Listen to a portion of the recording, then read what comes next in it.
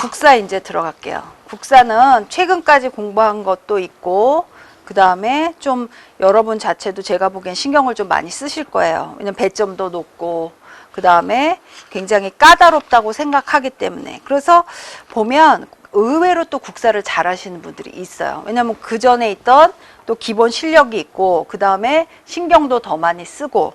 근데 항상 조심하셔야 될 것이, 우리는 지금 국사만 너무 잘하면 안 돼. 잘하면 좋겠지만 지금 비율을 맞추셔야 돼요. 배율을. 그쵸? 아무리 국사를 21개를, 22개를 맞아도 개론에서 9개 맞고 10개 맞으면요, 사실은 회생 가능성이 떨어져요.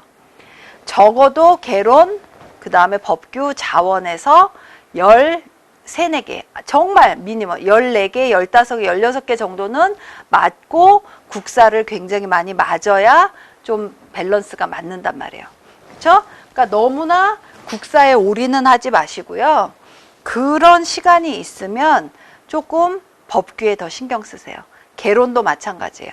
그렇죠? 개론 같은 경우는 상식적인 일, 그 다음에 기본적인 내용에 주의를 기울이셔야 돼요.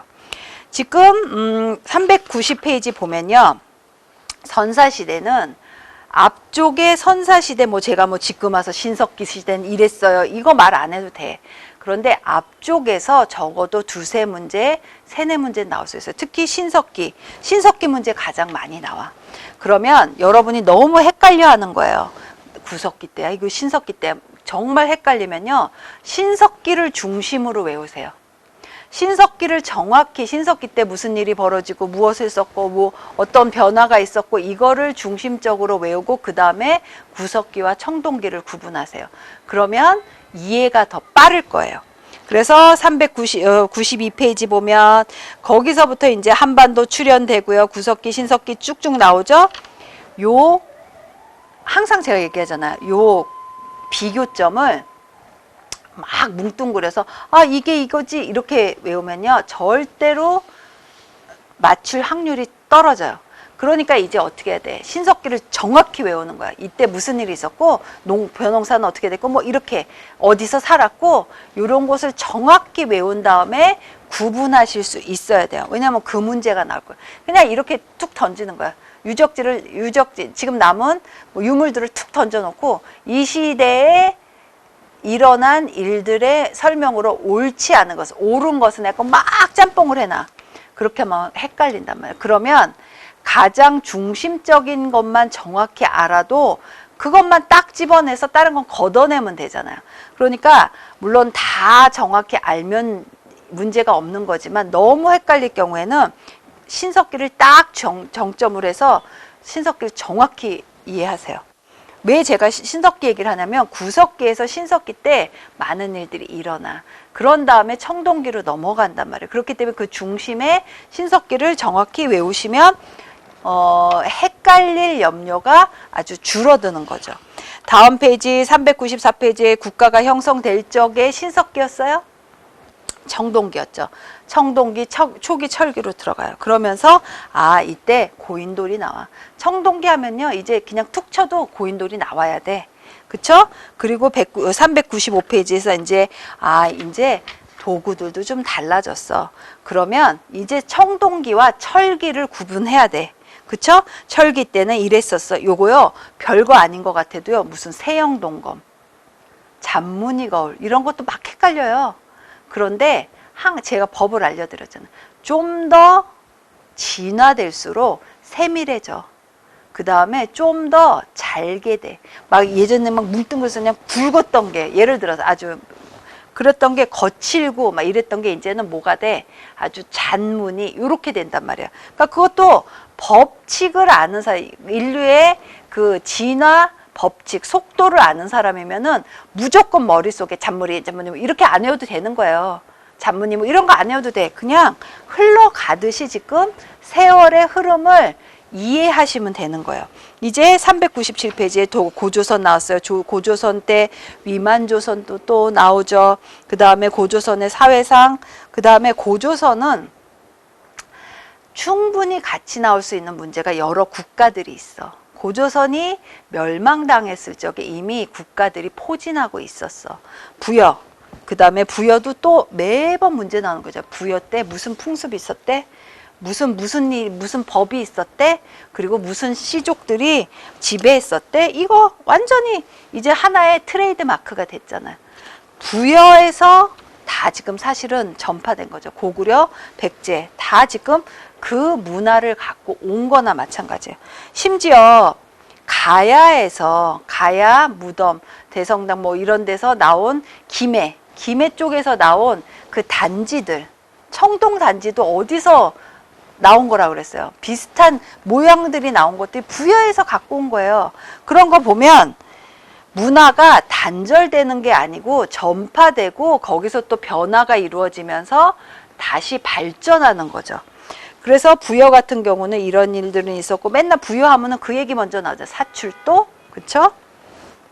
순장 이런 것들 400페이지 보세요. 이제 고구려가 나와. 고구려 이제 백제나 동해나 백제는 아직 나오지 않아야 되죠. 고구려, 옥조, 동해 이제 사만 얘기가 나와야 돼. 그쵸? 다 캐릭터가 달라. 그런데 그 캐릭터가 다른 이유 중에 하나가 지역마다 사는 모습이 달라서의 그 특징들이 있는 거예요. 옥조 동해는 특산물이 뭐 있어요? 해안가 쪽에 있었어. 그렇기 때문에 교류도 쉽고, 하지만 그 너무 강한 나라가 있잖아. 그 위쪽에. 고구려. 맨날 콩콩 쥐어 터졌어요. 쥐어 박혔단 말이야. 그러니까 못 살고 어떻게 돼? 이제는 그냥 흡수될 수밖에 없어. 멸망당하고. 그렇게 된 거죠. 힘 없으면 어때요? 이때까지 제가 얘기했잖아. 이때까지는 민족의식 없어요. 같은 옷을 입고 같은 얼굴의 사람인 건 알지만 완전히 우리가 한 민족이 돼 이런 건 없단 말이야. 이제 그때는 어떻게 돼? 지금 살아남는 게 지금 우선 과제야. 내가 살려면 저들을 약탈을 해야 돼. 저들을 침략해야 되는 시점이란 말이에요. 그렇기 때문에 옥조 동해도 사실 옥조 동해 잘 살았어요. 비옥하고 괜찮죠. 특산물 많고. 그런데 너무 강자가 있으면은 시달리는 거야. 제가 항상 얘기하는 게 그거잖아요. 정치라는 거. 특히 고대 사회, 고대 국가 때 정치라는 건 뭐예요? 너무나 내가 약해서 흡수되는 게 아니야. 멸망당한 게 아니야. 저쪽의 왕이 너무 강해. 저쪽 민족들이 너무 드세. 그렇잖아요. 너무 무섭고, 뭐예요? 고구려 사람들 완전 무섭잖아요. 땅은 다 다 막 흑토에다가 막 개간도 힘들어. 그러니까 사람들이 막 약탈, 그쵸? 그렇기 때문에 그 중국의 무서운 그 민족들의 침입에서도 살아남을 수 있었던 거죠. 아무튼 간에 동해, 옥저, 사만은 또 굉장히 기름진 지역에 있었어. 그렇기 때문에 어떻게 돼? 조금 다른 나라와 문화가 달라. 그들만의 또 다른 문화가 있단 말이에요. 그쵸? 그래서 뭐 저수지 얘기 나고, 그래서 그 사만에서 뭐가 발전되는가? 마한, 진안, 변한 나오는 거죠. 그래서 이런 얘기 있잖아요. 우리나라는 사만 얘기부터 나와요, 사실은. 그 밑에 쪽. 전라도, 충청도 이쪽에서는 다 사만이 지배했어. 그래서 백제도 사만에서 출발했고 이렇게 나오잖아. 맞는 얘기죠. 마한에서 출발한 게 백제. 그 다음에 목지국 얘기 나오고 이렇게 되는 거예요. 그러니까 보면 갑자기 생긴 문화는 없는 거예요. 갑자기 생긴 문화는 없고 다 어떤 연유가 있어서 거기서 분화되고 그거서 뭐 분화 상태에서 멸망당하거나 아니면 성장해서 발전하거나 이렇게 되는 거죠. 그래서 사만하면 재정분리사회, 이게 머릿속에 이제 나와야 돼. 경제 나오죠. 그 다음에 404페이지 보세요. 이제 고대사회가 나와. 이제 보면 고대사회가 고구려에 있었어. 고구려에 있었는데 이제 완전히 고대 국가로서 발전하는 거야. 제가 405페이지에 보면요. 고대 국가, 고구려, 백제 설명 오랜 시간 했었어요. 가야까지 나와요. 이때 고대 국가인데 가야는 완전한 그 국가로서는 발전하지 못했어. 왜? 여기도 쥐어 박혔어. 어떤 민족이 와서 특히 가야는 연맹체였단 말이에요. 그런데 각각의 세기마다 힘이 또 셌던 연맹체가 있어. 대가야, 금강가야 있는데 고구려군이 와서 또 콩 했어. 무력으로 진압해서 그 다음에 약해졌어. 그 다음에 또 신라에 흡수되고 이렇게 되기 때문에 가야 같은 경우는 굉장히 기름진 옥토도 있었고요. 철도 있었고요. 수출 많이 해서 굉장히 잘 살았음에도 불구하고 고대 국가로까지는 완전히 성장하지 못했단 말이에요. 그런 다음에 그런 상황들을 잘 보셔야 돼요. 지금 보면 고구려 이왕 때 저 신라에는 이왕이었어. 이 신라왕이나 백제왕이 그리 약하지 않았지만 고구려가 너무 강한 거야. 그럴 적에 어떻게 당하는 거지 뭐. 그쵸? 그러니까 백제는 계속 밀려나요. 고구려의 남진 정책으로. 신라는 전통적으로 고구려에 조공바치던 국가였어. 그냥 시기만 보고 있는데 도대체가 신라 같은 경우는 구석에 있어갖고 어떻게 돼? 구석에서 도대체가 중국 대륙과 그 교류할 기미가 안 보이는 거야. 왜냐하면 백제가 막 들이막고 있어. 고구려가 있어. 그러니까 교류가 없으니까 신라는 점점 고립돼. 그런 상황에서 불세출의 왕인 진흥왕이 나타나서 그 고구려 백제를 다 물리치면 계기를 마련하는 거죠. 기반을 쌓으면서 결국은 태종무열왕, 그 다음에 문무왕 이렇게까지 해서 삼국통일을 완성시키는 거예요. 그래서 지금 보면 406페이지 보면 정치 나오는데 특히 고구려 백제 신라 중에 우리 그 각 나라마다 국가마다 그렇게 왕들이 많이 안 나오세요. 주요 왕들이 있단 말이야. 그러면 주요 왕이 이 왕이 살았을 적에 정치를 하셨을 적에 다른 나라의 왕은 이때 어느 왕이었어. 이거 정도는 여러분 이제는 충분히 보셔야 되는 거죠. 고구려 때 보면요. 태조왕이 있어요. 고국천왕 나고 미천왕 나고 고국원왕 소수림왕 그다음에 광개토대왕 그다음에 장수왕이에요. 거의 장수왕 문자왕에서 끊기고 그냥 그 다음에는 이제 점점점 고구려도 약해지는 거죠. 여러 번 외세에 시달리기도 했고 또 자중질환이 일어나서 그 내부에서 권력투쟁이 일어나기도 해요. 그러면서 정말 그 강한 궁사력, 개마부대 있잖아요. 얼마나 철갑기병, 고구려의 철갑기병 얼마나 유명하고 무서운 군대예요. 그것도 이제는 결국에는 신라에 망하게 되죠. 그 다음에 보면 408페이지 보면 이런 왕들이 한 일. 어느 왕은 한강 점유했어. 어느 왕은 고대 국가의 기틀을 완성했어. 어느 왕은 뭐를 했어. 나제 동맹을 맺었어. 이런 것들. 백제 같은 경우는요. 고이왕 나오죠. 침류왕, 근초고왕 빼놓을 수가 없어요. 근초고왕 때 고구려의 어떤 왕이 희생당해. 그 왕이 너무 약해서가 아니야. 근초고왕이 너무 세. 근초고왕이 한 일을 보세요. 그 위에 고이왕이 기틀을 마련했어요. 그리고 침류왕 나오죠. 비유왕 나오죠. 무령왕 나오고 무령왕 성왕 나올 적엔 이미 굉장히 부강해지고 있을 때야. 백제가. 그러다가 정말 너무나 어이없이 성왕이 죽음을 당하면서 어떻게 돼요? 백제의 운도 사그러지기 시작하는 거예요. 그렇죠? 이 왕들이 하신 일들을 정확히 잘 보셔야 돼요. 이 왕 때 이 왕이 있었어. 이 왕 때 무슨 일을 했는데 저 나라에 어떤 영향을 미쳤어. 이런 관계 정도는 이제 짜 맞히실 수가 있어야 되는 거예요. 다음 페이지 409페이지 보면 이제 수도 백제 수도 제가 일부러 수도에 이러이러한 상태로 지금 우리나라 분들이 잘 기억을 못 하시는 분들 있어요. 백제는 무조건 밑에 지역 전라도 뭐 충청도 이쪽 지역에만 오래 있었던 걸로 착각하시는 분들도 있는데 실은 73%를 한성에서 있었어요. 한양에서. 얼마나 그러니까 문화가 세련됐겠냐고. 한양에 있다고 세련된 건 아니지만 한양에 있다는 거 물길이 있잖아요. 대륙으로부터 문화도 받고 일본하고도 교류할 수 있고 굉장히 또 옥토도 아주 비옥해. 그래서 그랬잖아요. 근초고왕이 노량진이라는 그 모래사장, 한강 그 모래사장에서 군사훈련도 시켰다고. 그럴 정도예요. 그 한 도읍지가 강을 끼고 있다는 거는 굉장히 큰 유리한 점이거든요. 그 점을 굉장히 많이 이용을 했었던 거죠. 그래서 백제 하면 근초고왕이 나와야 되고 고구려 하면 광개토대왕 그 다음에 어떤 왕 장수왕이 나와야 돼. 그러면 신라 하면 몇 왕 계시죠. 신라도 계속 당했어. 고구려한테 콩, 백제한테 콩, 맨날 그냥 주간에 껴갖고. 그런데 이제 그렇게 고립되어 있던 신라도 이제 우뚝 설 기회가 생기고, 항상 아쉬움이 남는 외세를 끌어들여서 외세의 도움을 받아 지금 뭐예요? 통일을 이루었다는 또 하나의 약점이자, 그리고 약점이자 또 뭐예요? 하나의 강점이 될 수도 있죠. 최초의 민족 통일을 이루게 돼요.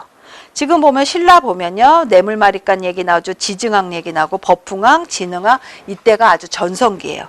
그리고 영토 확장 얘기 나오죠. 410페이지예요. 그 다음에 중요한 게 5세기 때 무슨 일이 있었어? 6세기 때 무슨 일이 있었어? 7세기 때 그 왕들이 한 업적을 보면 이게 딱 나오죠. 아, 장수왕이 세상에 이분은 너무 오래 사셨어. 그래서 장수왕이야. 장수왕, 고구려 백성들이 볼 적에 장수왕이 오래 살아줘서 얼마나 감사해요. 그렇지 않아요? 너무 오래 사시니까 안정이 되는 거야. 그리고 동아시아의 어른으로서 너무 군림을 잘 하시니까 고구려 백성들은 아주 든든해. 그런데 고구려 백성들한테는 정말 우리나라의 왕이지만 백제나 신라의 왕들, 그 백성들이 눈으로 볼 적에는, 저분 왜 이렇게 오래 사셔? 오래 사시니까 그냥 외교도 잘하고, 정치도 잘하고, 경제도 너무 잘 돌아가고, 그러니까 다른 나라한테는 굉장히 위험 요소가 되는 거예요. 그렇죠? 그러니까 지금 보면 5세기, 6세기, 7세기가 다 그런 관계예요. 이 왕이 올랐을 적에는 저 나라 왕들이 깨갱해, 막말로. 그쵸? 이 왕이 무너지기 시작할 때는 또 호시탐탐 보도. 왜냐하면 민족의식 없어요. 그때까지는.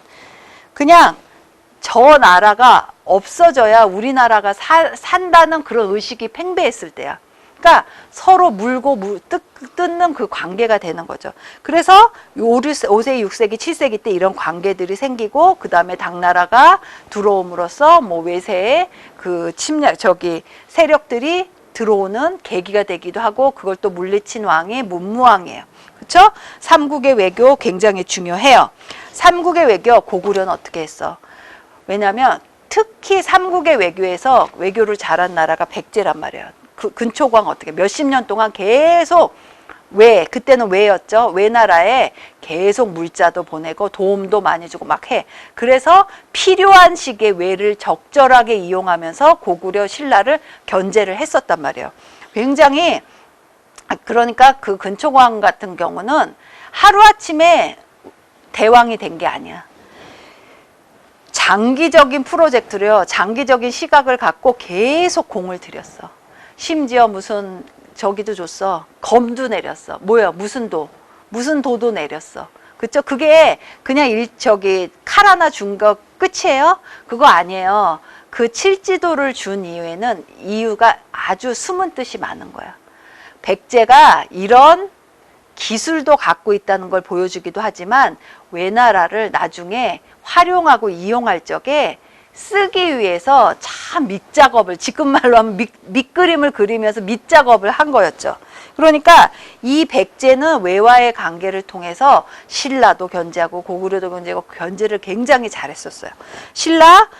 고구려하고 뗄래야 뗄 수 없는 관계였죠. 그러다가 고구려가 수나라, 당나라의 관계. 수나라, 당나라, 지금 문제에 가장 많이 나오는 게 뭐야? 고구려가 수나라, 당나라의 침략을 막아냈어. 그런데 그 순서가 중요해. 이때는 수나라 때는 어떤 장군, 어떤 사람이 또 막아냈어. 이런 이 기본적인 시기가 굉장히 중요해. 문제 나온 적 많아요. 당에 침략받았죠. 고구려의 대중국 전쟁에 의의 나오죠. 삼국통일 과정 나오면 나당연합군, 그 다음에 백제의 멸망.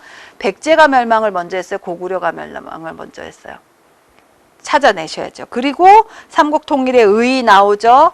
그렇다고 삼국통일을 했다고 해서 당나라가 완전히 물러난 게 아니에요. 당나라와의 전쟁을 모든 굴욕을 참아내면서, 모든 모욕을 참아내면서 승리한 분 있잖아요. 문무왕. 태종무열왕의 아들인 문무왕은 세자 때부터 계속 그 당나라의 조롱과 그 업신여김을 다 참아가면서 이를 갈고, 무슨 회맹식 있었죠. 무슨 회맹식 기억하셔야 돼요.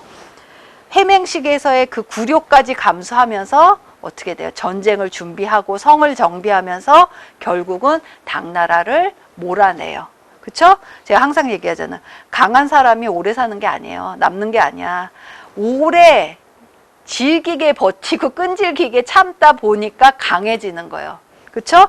그때 당나라가 물러나지 않았으면 진짜 한반도도 그때 어떻게 됐을지 모르죠. 아무튼 간에 나당 전쟁, 그 다음에 414페이지에 이제 통일신라가 나왔는데, 통일신라 때 이게 중요해요. 통일신라도 통일은 시켰지만 이제 정치 제도가 필요한 거야. 그리고 왕권을 확립시켜야 되는 거야. 왜냐면 그 난세에는요, 이 사람 저 사람이 다 일어나, 신하들이. 나도 잘했어. 나 공 세웠어. 나도 좀 떼어줘. 막 이렇게 나온단 말이야. 그러니까 어떻게 돼? 일명 그런 사람들 뭐라고 해요? 훈신이라고 하잖아요. 공을 세운 사람들. 내 아버지 때 있던 신하들 있잖아. 그 사람들은 어떻게 돼? 아들 때는 또 제거를 해줘야지. 그쵸? 전제왕권 확립 기간이 들어가. 이거는 하나의 그 순서나 마찬가지예요. 어려움을 이기고 많은 사람들의 도움을 받아서 왕이 된 사람들은요, 그 당시에는요, 훈신들을 못 제거해요. 못 쫓아내요. 그런데 그 아들들은 가능해. 또 아들들이 또 해야 돼. 왜냐하면 훈신들이 너무나 늘어나면서 어떻게 돼요? 나쁜 일도 많이 하거든. 그러니까 전제왕권 확립 과정이 있죠. 414페이지 결과론적 있죠. 그 다음에 그러면서 전제왕권을 강화해갖고 무서운 사람들이 계속 끌고 가는 거야. 태종무효랑 얼마나 무서워. 그쵸? 그리고 막 문무왕 아주 세죠. 신무나 이런 분들 하다가 이제 점점 진골들이 왕이 되니까 다른 진골들이 어머 쟤도 왕 됐어. 그러면 나도 될 수 있잖아. 막 이런 거야. 막 그 희망 고문이죠. 나도 될 수 있잖아. 그러니까 서로 굉장히 견제하면서 사병을 계속 늘리는 거야. 그럼 또 그게 망조야. 망하는 징조 중에 하나라면 싸워 계속. 그러면서 싸우려면 어떻게 돼? 힘이 필요하잖아. 그러니까 농민들을 수탈을 많이 해. 그러면 농민들은 어떻게 돼? 봉기가 일어나. 그러면서 점점점 왕조가 몰락하는. 제가 그랬죠. 각 왕조들이 그 왕조들이 몰락하면서 새로운 세력들, 나타나는 세력들의 이름은 달라요. 하지만 왕조가 무너질 적에, 몰락할 적에 몰락하는 과정은 거의 많이 비슷해. 그쵸. 하나의 그런 게 없어야 되는데 사실 안타까운 일이죠. 그런데 사실은 그 몰락 과정이 굉장히 흡사하고 비슷하거든요. 그걸 이제 여러분이 그 주체가 누구인지, 신분들이 어떤 사람인지 그런 정도만 알 수 있는 센스가 있으면요, 무조건 외우지 않아도 이해할 수 있어요. 그래서 지금 415페이지에 신라 하대는 이렇게 몰락했어. 이러이러한 과정들을 보시면 되고, 그 다음에 그 와중에 이제 발해 얘기가 나와요. 발해는 안타깝게 유물이 많지 않아요. 그렇기 때문에 연구가 이루어지지 않고 지금 지역적으로 봐도 연구하기가 참 어려운 곳이야. 그래서 이제 유물도 많지 않지만 발해 같은 경우는 문제 나오는 경우 중에 하나가 왕들이 한 업적들이 많이 나와요. 그리고 그 정치제도 이런 것들이 문제 많이 나오거든요. 좀 발해 정치제도 하면 독자성 이런 얘기 많이 나오잖아요. 그것이 뭐야? 당의 정치제도, 조직을 모방하긴 했지만 아주 독자적으로 운영했다 이런 얘기가 나온 거야. 항상 국사 같은 경우는요, 문제에 많이 나온 게 독자적, 개혁, 변화 이런 것들이 나오기 쉽단 말이에요. 그쵸? 그러니까 발해 같은 경우는 이런 것들이 중요해. 이러면서 발해가 통일신라와 하나의 시대를 이끌어 갔어. 그래서 남북국 시대인 거야. 통일신라는 남쪽에 있고 발해는 북쪽에. 이 정도는 이제 아셔야 되죠. 그쵸? 발해 나왔고 그 다음에 삼국의 정치체제 중요해요. 정치체제가 통일신라 때 또 신라가 통일하면서 한번 또 뒤집어져. 그러면서 이제 그렇게 되면 통일신라의 과제는 뭐겠어요? 이 고구려 백제 유민들을 어떻게 관리하고 어떻게 흡수하고 포용하느냐가 굉장히 중요해. 417페이지에 보면 삼국의 정치체제 나오죠. 그러면서 삼국이 다 캐릭터가 달라. 정치를 고구려도 귀족들이에요. 백제도 귀족들이 하지만 지방에 뭐예요? 관리들을 귀족들을 포섭을 많이 해서 신라 같은 경우는 전통적인 귀족 사회야. 그 유명한 골품제 있잖아요. 그런데 그런 관계들 속에서 고구려 백제가 멸망하면서 이제 남북국 시대에 통일신라는 이래를 했어. 통일신라 문제 중요해요.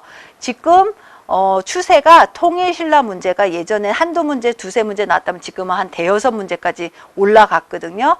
그건 뭐냐면 통일신라 때 변화를 지금 주시하고 있는 거예요. 그래서 지금 418페이지에 통일신라의 정치체제는 어떻게 됐어? 어떻게 포용했어? 어떻게 유민들을 흡수했어? 이런 것들에 대해서 문제가 많이 나올 거예요. 발해 뭐 중앙정치조직 보시고 그 다음에 군사제도는 이렇게 됐다. 그 다음에 고대사회의 특징들.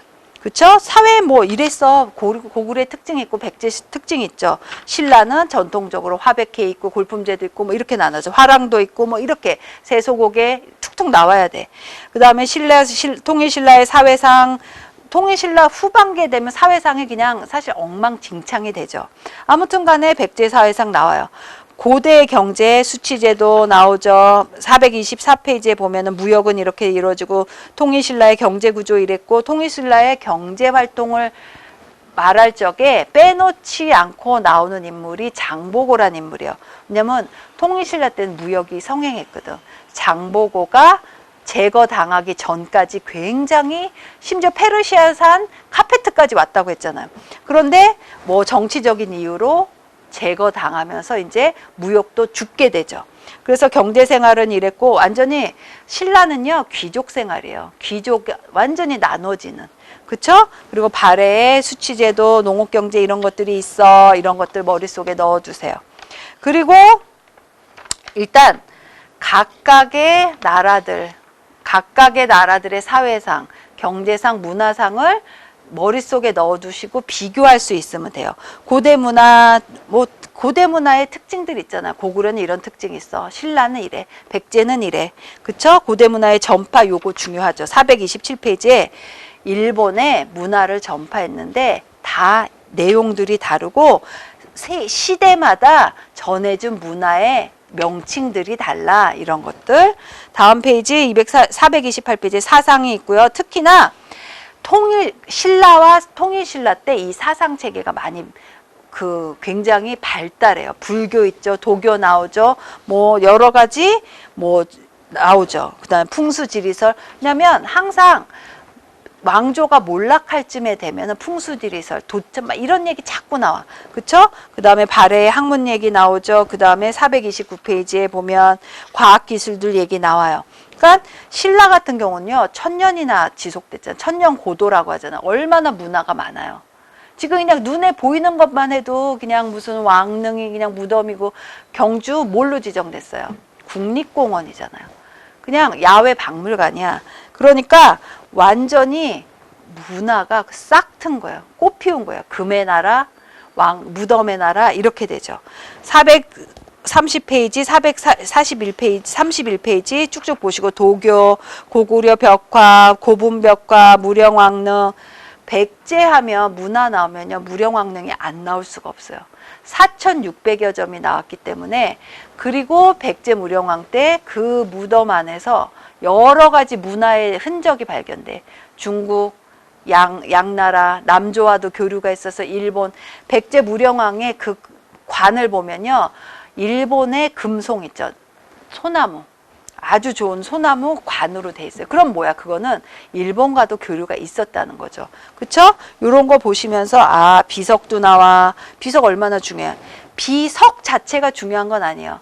비석에 쓰여진 문구가 중요해. 그리고 그것을 해석해내는 능력, 그것이 금석학이죠. 그것이 중요한 거예요. 430페이지에 예술품 나오죠. 이제 중세사회 전개돼서 지금 고려로 넘어가요. 특히 436페이지에 후삼국의 형성, 후백제, 후고구려, 고려의 건국 이거 흐름 잘 보셔야 돼요. 그리고 고려의 정치 발전, 북진 정책 쭉 보시고요. 고려는 좀 특이해. 호족들이 세운 나라야. 호족이 뭐야? 일명 동네 힘 좀 쓰는 형들이야. 거기서 발전하고 해상무역하고 그 다음에 호족들이기 때문에 완전 중앙에서 있는 사람 아니야. 그렇기 때문에 그 사람들 뭘 믿어? 풍수지리설. 왜냐하면 풍수지리설은 운이 이쪽에 다 했단 말이야. 저쪽에 운도 있어. 저쪽에 사는 사람도 저 땅에 운이 있단 말이야. 이런 것을 믿는 것이죠.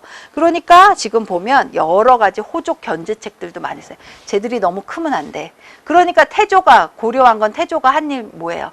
많은 호족들의 딸들을 비로 삼은 거예요. 그래서 그러니까 이제 그것이 양날의 검인 거야. 처음에는 괜찮아. 견제하기도 하고 저쪽의 세력을 자기 세력으로 만들기 위해서 이렇게 혼인을 통해서 혼인 정책을 하기는 했지만 태조 사후에 또 여러 가지 왕자의 난이 또 막 일어나고 이렇게 되는 거예요. 그쵸? 아무튼 간에 광종 나오죠. 고려 때 왕들 업적이 그리 많지 않아요. 왜냐면 고려 때 초기에 잠깐, 중기까지 잠깐 하고 계속 침략을 받잖아요. 성종 나오죠. 그 다음에 중앙정치 나오죠. 그 다음에 440페이지 보면은 고려 같은 경우는 정치 조직을 잘 보셔야 돼요. 그리고 지방 조직 중요해요. 지방 조직 향리 파견됐다 무슨 속현 9년 얘기 나오죠. 그다음에 관리 등용 얘기 나와요. 그다음에 444페이지에 특수 군들 나오죠. 그다음에 무신 정권 얘기가 안 나올 수가 없어요. 그리고 묘청의 난, 그다음에 이자겸의 난 먼저 있었고요. 묘청의 난이 있었고요. 그다음에 무신 정변 얘기 나오죠. 그리고 최충원이라는 사람, 그의 아들 최후 뭐 이런 사람들, 그 다음에 그들이 어떤 무신 정권을 지탱하기 위해서 어떤 기구들을 사용해서 어떤 기관들 세워서 자신의 사병처럼 부리기도 하고 사집단으로, 사기구로 많이 썼었죠. 445페이지 보면 사회 그러면서 반무신의 난이 일어나죠. 그러면서 무신 정권으로 해서 체질이 약해지고 국력이 소모되면서 이제 대외적으로 침략을 받게 돼요. 요거 순서 중요해요. 12세기는 누가 쳐들어왔어? 13세기는 누가? 그렇게 계속 쭉쭉 나가야 돼요. 그쵸? 그러면서 금에 건국했죠. 그 다음에 거란이 언제 11, 12, 13세기 원나라까지 와요. 침입사를 머릿속에 넣으셔야 되고 침입할 적마다 어떤 장군들 지금 외교의 달인이라고 불리는 누구? 서희. 그분 장군 아니셨어요. 그쵸? 강감찬 장군도 나오고 이제 여러 몽고의 침략에서 결국은 몽고의 굴욕을 당하면서 이제 원의 내정 간섭이 시작되는 거예요. 447페이지에. 그 다음에 원의 내정 간섭이 시작될 때 어떤 기구들이 설치가 됐는지 이런 거 보시면 돼요. 그리고 448페이지에 고려의 신분제에 완전히 나누죠. 고려는요, 딱 보면 귀족의 사예요. 그쵸? 그러면서 449페이지 나와요. 그리고 고려 때 451페이지에 사회 시책들, 그 다음에 고려의 경제활동 보면 쭉쭉 보시면서 고려는 전시과 체제예요. 그쵸? 그 다음에 조선은 과전법이죠. 454페이지에 보면 여러 가지 토지제도의 이름, 토지의 이름들이 나와요. 체크. 그리고 455페이지에 쭉쭉 가면서 문화적으로 고려가 굉장히 어려움에 처하면서도 문화적으로는 꽃을 피웠어요. 그 이유들을 아실 거예요. 그리고 성리학이 전개되면서 이 성리학을 공부한 유학자들, 성리학자들이 새 세상을 여는 조선의 기둥이 되는 계기가 되죠. 그런데 그 성리학자들, 그 학자들을 성균관을 재건해서 신진사대부를 길러낸 왕이 공민왕이었어요. 그래서 공민왕의 개혁 정치에 보면 그 점을 굉장히 높이 사고 있죠. 그래서 457페이지 과거제도 나오죠. 그 다음에 한문학 나오고 그 다음에 고려는 불교와 뗄래야 뗄 수가 없어요. 455페이지에 불교 얘기 나오죠. 그 다음에 천태종 나오죠. 조계종 얘기 나와요. 지금 한국의 우리나라의 가장 불교의 그 대표적인 종하면 조계종이에요. 그쵸? 그리고 이제 과학기술 얘기 나오죠. 460페이지, 461페이지 이런 것들 보시면서 연동해서 자원하고 같이 보세요. 그리고 460페이지, 63페이지 보면 이제 조선으로 넘어와. 조선의 왕, 태종, 그 다음에 세종대왕, 그 다음에 이게 466페이지죠. 그 다음에 세조 나오고 성종 나오고 그래요. 그리고 467페이지에 중앙조직 나오죠. 정치조직, 그 다음에 행정조직은 어땠어? 항상 이래요. 고려 때 문제가 됐던 내용을 조선 때는 되풀이하지 않기 위해서 제도를 고친단 말이에요. 고려 때 향리의 힘이 너무 세. 그러기 때문에 조선 때는 수령의 힘을 강화시키고 이렇게 나와요. 그러니까 항상 보면 흐름이 이때 이렇게 했는데 잘 되지 못하면 저 왕조에서는 바꾼단 말이에요. 토지 제도도 마찬가지예요. 고려 때 이러이러한 단점들이 발생했기 때문에 조선 때는 이런 과전법이 실시됐어. 이렇게 보는 거예요. 469페이지 군사조직 나오죠. 그 다음에 471페이지에 사림을 빼놓고 조선을 말할 수가 없어요. 사림으로 인해서 이제 사림의 진출 과정이 473페이지. 그 다음에 475페이지에는 명과의 4대 정책 얘기가 나와요.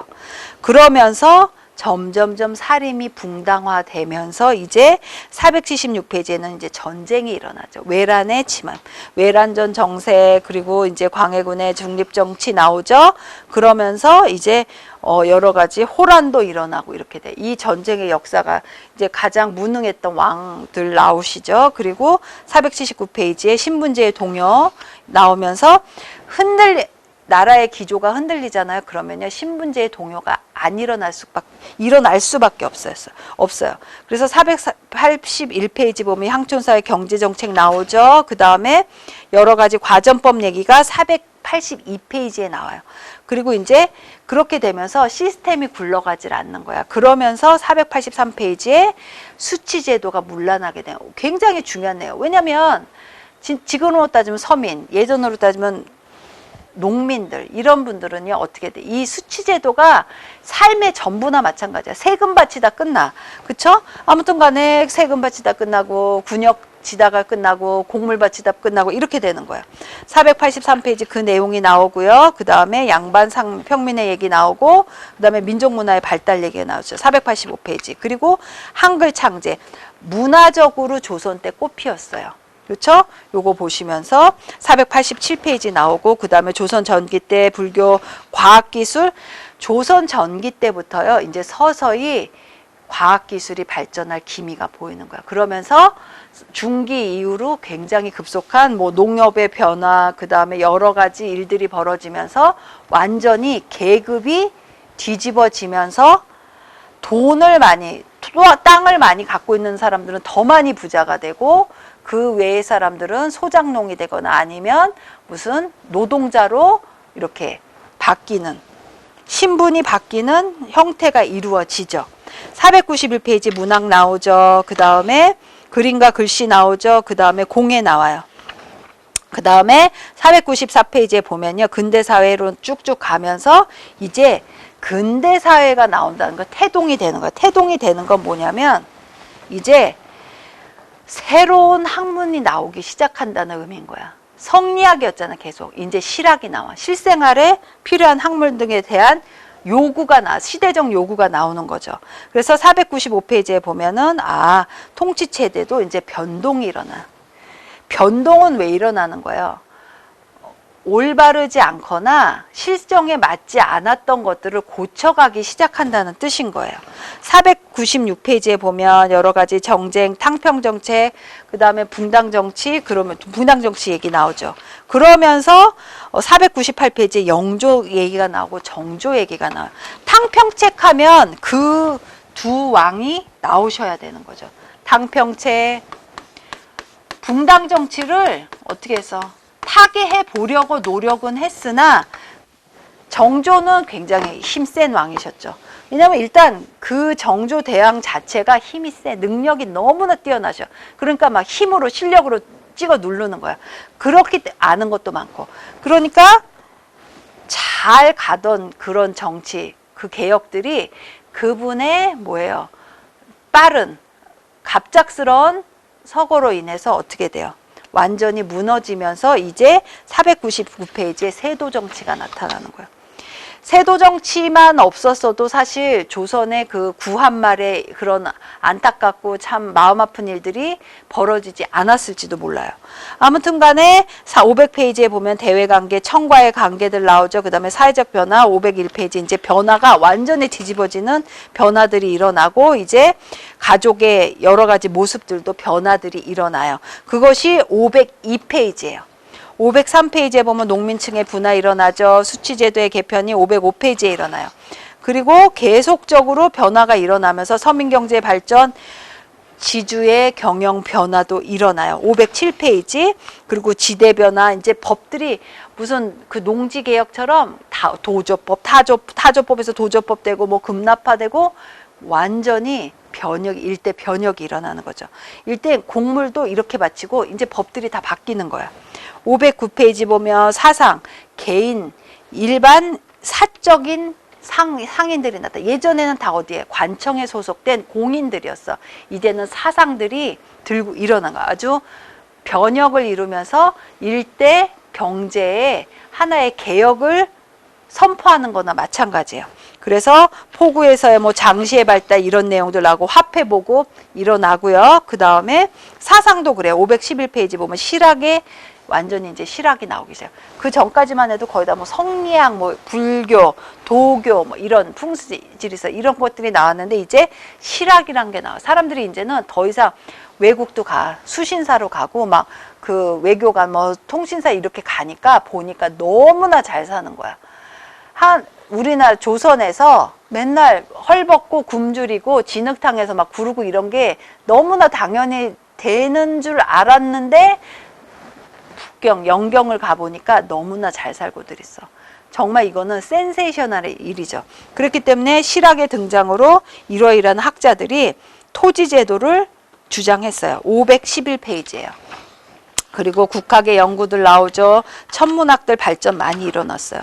그리고 514페이지에 보면 새로운 문화예술의 경향들이 나타나고 그 다음에 516페이지에 보면 흥선대원군 이제 나오죠. 흥선대원군 얘기는 제가 이제 더 이상 안 할게요. 517페이지 보시면 개화 얘기 나오죠. 계속 이제 야금야금 뭐부터 시작했다고 그랬어요.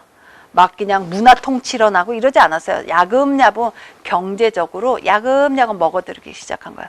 그러면서 요것도 뺐고 토지 측량 좀 하면 안 돼? 그러면서 그것도 가져갔어. 그러다가 갑자기 뭐 그냥 지들이 사주하고 일으킨 일들에 니네 우리한테 손해입혔으니까 어떻게 돼? 배상해. 이러면서 점점점 빚을 늘려가면서 어떻게 돼?